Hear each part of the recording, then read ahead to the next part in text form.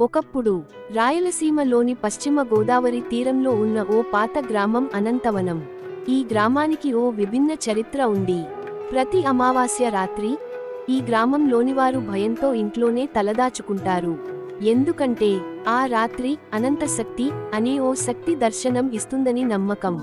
ఒకసారి రాత్రి ఓ చిన్నపిల్ల అమ్మమ్మ దగ్గర శయనించేటప్పుడు ఇలా అడిగాడు, అమ్మమ్మ, ఆ అనంతశక్తి దేవత నిజంగా వస్తుందా?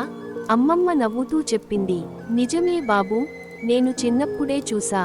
మా నాన్నగారు మిగతా వారితో కలిసి దీపారాధన చేసేవారు. కాని కొన్ని సంవత్సరాలుగా ఆ దర్శనం భయంగా మారిపోయింది.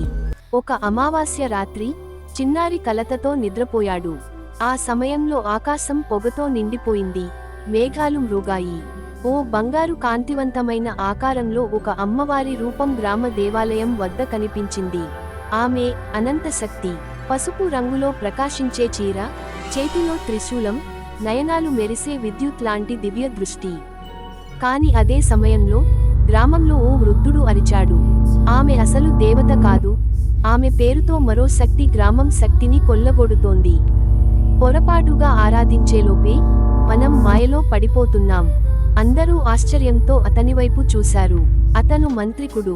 తలపై జట, చేతిలో రుద్రాక్ష, ఎర్ర బొట్టు.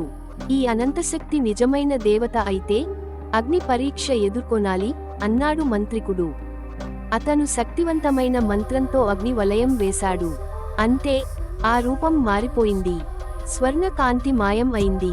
ఇప్పుడు కేవలం చీకటి మబ్బే మిగిలింది. ఇది చీకటి శక్తి. ఇది మన భక్తిని దోచేస్తోంది. అప్పుడు గ్రామస్తులు చేతులలో దీపాలు పట్టుకొని ఆలయం ఎదుట చేరారు. పూజారులు శంఖం మోగించారు. మంత్రాల శబ్దంతో చీకటి రూపం భయంతో మాయమైంది. వాస్తవమైన అనంతశక్తి ఆ సమయంలో స్వయంగా దర్శనం ఇచ్చింది. ఆమె ముఖంలో సౌమ్యత, కంఠంలో అనుగ్రహం, చేతిలో దివ్య తేజస్సు. ఆ రోజు తర్వాత ప్రతి అమావాస్య రాత్రి గ్రామస్తులు భయంతో కాదు, భక్తితో దేవతను ఆరాధించసాగారు. ఇప్పటికీ అనంతవనం గ్రామంలో భక్తుల గుండెల్లో అనంతశక్తి వెలుగుతో వెలుగుతోంది.